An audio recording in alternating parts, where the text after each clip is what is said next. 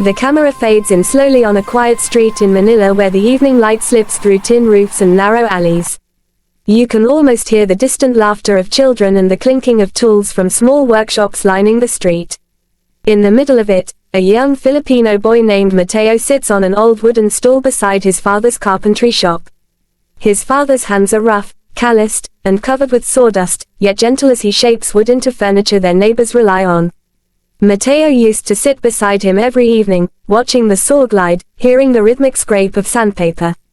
That was where Mateo first discovered his love for sound, not from instruments or radios, but from the simple melody of work and struggle, the beat that life played for him every day. Mateo would hum softly as his father worked, creating tunes that made his father pause and smile. Even though they didn't have much, they had love, and they had dreams, huge dreams that felt too big for that small shop. But dreams didn't cost money, and Mateo carried them everywhere he went. He dreamed of standing on a stage, of singing from his heart, of making his father proud. But dreams alone don't change life, and their reality was hard. His father worked long nights, taking on any job he could find, while Mateo helped after school. When storms hit and the roof leaked or when they didn't have enough to buy new wood, they simply pushed harder. The world wasn't always kind, but Mateo believed that one day, music would open a door for him. Years passed, and Mateo grew up working side by side with his father. He learned to carve, to cut, to build, but his passion for singing grew even faster. He listened to old YouTube videos on borrowed phones, trying to learn techniques, mimicking singers who had made it big. One day, a teacher heard him singing quietly behind the school building and pushed him to join a local competition. Mateo was hesitant, afraid, unsure if he belonged on stage. But the teacher insisted and even paid the small registration fee. Mateo reluctantly agreed, not knowing how much that choice would change everything. On the night of the competition, the small town gathered under bright lights strung across bamboo poles. Mateo stepped onto the stage trembling. The microphone felt heavy in his hands, and he could feel his father's eyes watching from the crowd, full of hope. When Mateo opened his mouth and the first note came out, silence filled the air. His voice was raw, honest, full of emotion, like it carried every struggle he had lived. When he finished, the crowd erupted. His father had tears in his eyes, something Mateo had never seen before. It was the moment he realized he wasn't just dreaming anymore, he had something real, something powerful. After the competition, someone in the audience encouraged him to audition for a bigger show. Months later, Mateo tried for a televised local talent contest and made it through the first few rounds. Although he didn't win, the exposure gave him the confidence to think bigger. America's Got Talent started to feel like a distant possibility, a dream too far yet too bright to ignore. He knew it would be expensive to travel, costly to prepare, nearly impossible for a poor carpenter's son. But his father surprised him one night by handing him a small wooden box. Inside it were bills, coins, and even small payments the neighbors had contributed. Everyone had chipped in to help send Mateo to the United States. They believed in him because he inspired them, because he never stopped trying even when life tried to beat him. With tears in his eyes, Mateo hugged his father tightly. It was the greatest gift he had ever received, not just the money, but the faith that came with it. His father told him to go, to chase his dream, to show the world what a carpenter's son was capable of. Answer: with a borrowed suitcase and trembling hands, Mateo boarded a plane to America for the very first time. When he arrived in Los Angeles, everything felt surreal. The towering buildings, wide streets, bright lights, and unfamiliar faces overwhelmed him. He slept in cheap hostels and walked miles to save money. He practiced his song every night in small parks and public restrooms where the echoes helped him find his pitch. He didn't have fancy vocal coaches or expensive equipment, only determination. Every step he took, he felt his father's presence, reminding him why he was there. Finally, the day of the audition arrived. Mateo stood backstage among performers from all backgrounds. Some had managers, some carried huge props, others rehearsed with choreographers. Mateo stood quietly in the corner, clutching the wooden pendant his father had carved for him before he left. It was in the shape of a small guitar, rough around the edges but filled with meaning. He kissed it and whispered that he would give everything he had. His turn came. The massive stage lights made him squint, and the audience felt like an ocean of eyes staring at him. Simon Cowell looked at him with curiosity, noticing the nervous shake in his voice when he introduced himself. The judges asked questions about his background, and Mateo spoke about his father, the carpenter who sacrificed everything for his dream. The audience felt moved by his sincerity. Then the music started. Mateo chose a song that wasn't just a performance but a tribute to his father and to every parent who sacrifices silently. His voice cracked in the beginning from nerves, but as he closed his eyes, he pictured his father working under the dim yellow light in their shop. And suddenly, his fear melted. His voice grew steady, powerful, emotional.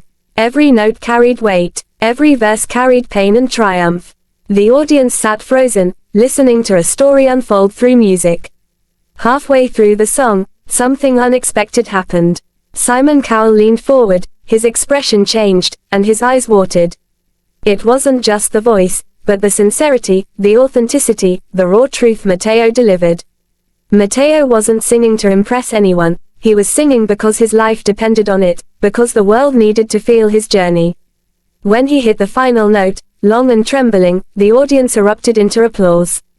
They stood, they cheered, the judges were stunned. Simon wiped his eyes and said it was one of the most emotional performances he had ever seen on the show. He said Mateo reminded him why music exists, why voices from the most unexpected places often touch hearts the deepest. And then, in a moment that Mateo had only seen in dreams, Simon stood up and pressed the golden buzzer. Golden confetti rained down as Mateo fell to his knees, overwhelmed. He thought of his father, the sacrifices, the struggles, the nights he doubted himself. Everything had led to this moment. Mateo advanced to the live shows, becoming an overnight sensation. Social media exploded with clips of his audition. People from around the world were moved by his story. News outlets shared headlines about the Filipino carpenter's son who made Simon cry. But while fame was growing, Mateo stayed humble. He continued practicing every day, sending messages back home whenever he could. His father watched every clip online through a small cracked phone screen, crying tears of pride. For the semi-finals, Mateo chose another emotionally powerful song. But this time, he added something special. He had asked his father to record a short video message saying he was proud. The show played the message during rehearsal, and Mateo broke down. Hearing his father's trembling voice, it fueled him even more. On semi-finals night, the stage lights dimmed. The audience hushed. Mateo began singing a song about resilience, about rising above poverty, about love that grows even in hardship. His voice soared higher than before, more controlled, more confident, yet still full of vulnerability. The judges watched in awe, while the audience swayed with phone lights like stars. When he finished, the crowd roared again. The judges praised him, calling him one of the most inspiring contestants of the season. The finals came faster than he expected. Mateo knew the pressure was heavy, but he also knew he came from a background where giving up was never an option. He wasn't only singing for himself, he was singing for every child who grew up with empty pockets but full hearts, every parent who sacrificed silently, every dreamer who felt unseen. During the final performance, he chose a song that symbolized the journey home. He wanted to dedicate it to his father and to his country. The stage was decorated with warm lighting that resembled sunset over Manila's rooftops. As he sang, visuals of wooden carvings appeared behind him, a tribute to the shop where his dreams began. His voice was stronger than ever. Every high note was crystal clear, every soft moment filled with emotion. People in the audience cried. The judges were stunned into silence until the applause burst like thunder. They said he performed like someone who had lived 100 lives and poured all of them into one song. The voting period felt endless. Mateo waited backstage, heart pounding. When the host finally called his name as one of the top finalists, he burst into tears again. Even though he didn't win the entire competition, his impact was undeniable. Fans around the world fell in love with him. He received invitations for interviews, performances, collaborations. His life had changed forever. After the show ended, Mateo returned to the Philippines to visit his father. When he walked through the familiar narrow alley, neighbors came out cheering and welcoming him home. His father stood in the doorway of their small shop, tears rolling down his cheeks. Mateo embraced him tightly, telling him that everything he achieved was because of him. His father told him he had always believed his son would shine one day, that talent can come from anywhere, even from dusty workshops and struggling families, as long as the heart behind it is pure. Mateo used part of his earnings to rebuild the old carpentry shop into a safer, bigger workspace. He bought new tools, repaired their home, and made sure his father never had to worry about money again. He also funded small music programs for children in poor communities, hoping to inspire others the way he was once inspired. He wanted kids like him to know that dreams aren't reserved for the rich or privileged. Dreams belong to anyone brave enough to chase them. As Mateo's career grew, he performed in concerts across Asia, then Europe, eventually returning to America as a special guest performer on the next season of America's Got Talent. When he stepped onto the stage again, the audience erupted into cheers. Simon Cowell welcomed him back warmly, saying that Mateo remained one of the most memorable voices he had ever heard. Mateo performed a new original song inspired by his journey. It brought the audience to their feet again, reminding everyone how far he had come. Years later, Mateo continued sharing his story, not to brag, but to inspire. He spoke about the nights he almost gave up, the doubts that ate at him, the financial struggles, the fear, the loneliness in a foreign country, and the sacrifices his father made. He said that if he, a carpenter's son with nothing but a wooden pendant and a dream, could touch millions of hearts, then anyone could. His story became a beacon of hope for Filipinos everywhere. Many young singers looked up to him, practicing his songs, emulating his tone, hoping to follow his path. Mateo always reminded them to stay humble, to remember their roots, and never forget the people who helped them along the way. He never allowed fame to change his heart. He continued visiting schools, giving free workshops, and performing charity concerts. One day, during a documentary interview, Mateo returned to the exact wooden stool he used to sit on as a child. The shop still smelled of sawdust, though now it had brighter lights and better tools. He sat down quietly, listening to the familiar scraping of his father's tools. It made him smile. He said that this sound, the sound of his childhood, the sound of struggle and love mixed together, was the first music he ever heard. The interviewer asked what he would say to the boy he used to be, the boy who sat dreaming on that stool. Mateo thought for a moment and whispered that he would tell him to keep dreaming, keep believing, keep singing even when no one listens, because someday the world will hear. His father joined him in the shot, placing a warm hand on his shoulder. They shared a smile that said everything without words. The camera captured a moment of pure pride and pure love. Mateo's life continued to evolve. He traveled, recorded albums, won awards, and collaborated with artists he once admired from afar.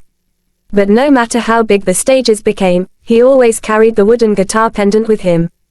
It reminded him of home, of sacrifice, of a journey carved not from luxury but from resilience. His AGT audition remained one of the most watched performances in the show's history, with millions of views and comments from people around the world saying his voice healed them, moved them, or gave them strength. Simon Cowell once said in an interview that Mateo's audition reminded him that true artistry comes not from perfection but from authenticity, from stories lived and felt. Mateo's father lived long enough to see his son headline a major international tour. Before every show, Mateo would look at the sky, whispering a thank you to the man who shaped his heart. When his father eventually passed away peacefully, Mateo dedicated an entire album to him, each track capturing memories from childhood to adulthood. The album became one of the most emotional projects of his career. In every stage he performed afterward, Mateo kept spreading the message that talent is universal, but opportunity is not, and that sometimes all it takes is one person believing in you for your life to change. He encouraged people to believe in themselves even when life feels heavy, even when the world tells them they can't. His story traveled farther than he ever imagined. It inspired documentaries, articles, talk show features, and countless fan videos. Young kids from poor families wrote letters saying his story gave them hope that their future could be brighter. Mateo read every letter with tears in his eyes, grateful that his voice had become more than music, it had become a message. On the 20th anniversary of his AGT audition, the show released a special tribute featuring his original audition clip, the behind-the-scenes reactions, and a message from Simon Cowell, who said that Mateo's story remained one of the most unforgettable journeys in the show's history. They invited Mateo to perform again, and he did, singing the same song that once made Simon cry. As he sang, clips of his father, his childhood home, and the carpentry shop played on the screen behind him. The audience, filled with new contestants and former winners, watched in awe. When he finished the song, the crowd rose to their feet. Simon, older now but still emotional, stood up and applauded. Mateo smiled, knowing he had completed a full circle. From a small carpentry shop in the Philippines to one of the biggest stages in the world, his journey had become a reminder that greatness can come from the humblest beginnings. The world embraced him, but he always credited his father for teaching him the greatest lesson, that love, sacrifice, and hard work are the foundations of any dream. Answer: the story of Mateo, the poor Filipino carpenter's son who returned to America's Got Talent and sang the song that made Simon cry, continues to inspire millions. His voice echoed across continents, but the echo that meant the most was the one that returned home, carrying pride, love, and the unbreakable spirit of a boy who dared to dream.